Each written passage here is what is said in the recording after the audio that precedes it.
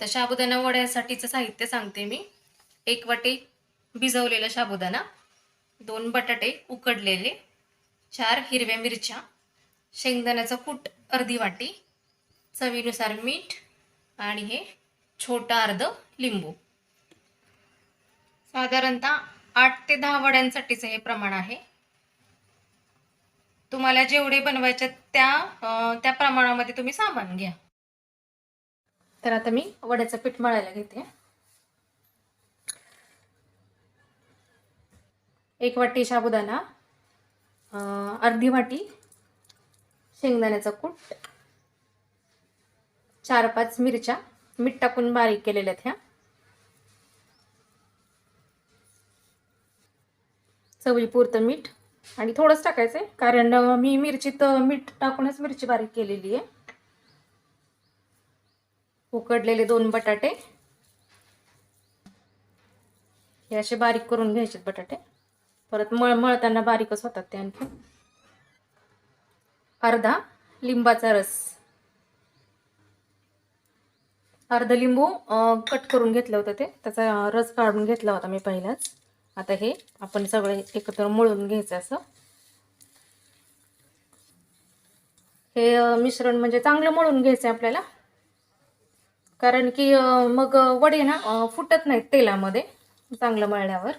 आणि बटाटा हे जास्त नाही उकडून घ्यायचा, थोडासा म्हणजे थोडासा अर्धा कच्चा थोडा राहिला पाहिजे, कारण की जेणेकरून ते वडे मग कुरकुरीत होतात बटाटे. आता तुम्हाला जर हवे असतील तर तो मेदू वडा असतो ना, त्याप्रमाणे ते वड्याची डिझाईन केली तरी चालते. हे बघा, थोडेसे असे प्रेस करायचे मळ आणि मग इथं मध्यंतरी असं प्रेस करायचे.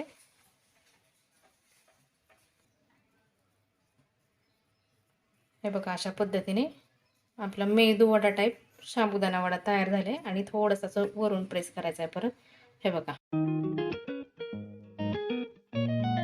तर आपले वडे तयार करून झाले ते. तर आपण ते तळण्यासाठी आता गॅसवर मी तेल ठेवते गरम करायला.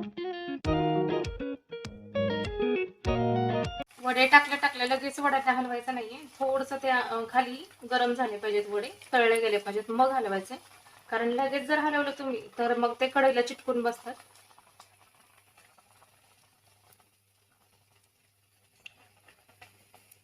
आणि साधारणतः असं तेल तळायचं तळण वगैरे काय असेल तर मी लोखंडाचीच कढई घेते, कारण लोखंडी कढई मला खूप आवडते आणि तळताही त्याच्यात व्यवस्थित येतं. वड्यांना असं सारखं पलटी करत राहायचं त्याला, आणि ते थोडंसं लालसर कलर येईपर्यंत आपल्याला वडे तळून घ्यायचे. शक्यतो बारीक थोडासा मीडियम गॅसवरच आपल्याला वडे तळून घ्यायचे, कारण जास्त फास्ट गॅसवर तळले तर तुम्ही ते आतमध्ये जरा कच्चे कच्चे राहतात, असं तळल्या जात नाही आतमध्ये पर्यंत. त्यामुळे ते बारीक गॅसवरच वडे तळून घ्यायचे आपल्याला.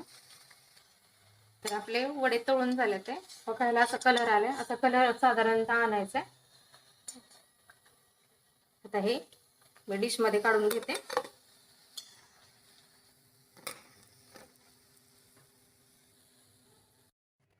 अशा प्रकारे आपले साबुदाणा वडे तयार झालेले आहेत. तर तुम्हाला साबुदाणा वड्याची रेसिपी कशी वाटली कमेंट करून नक्की सांगा. भेटूया पुढच्या भागात. तोपर्यंत खा प्या आणि मस्त रहा.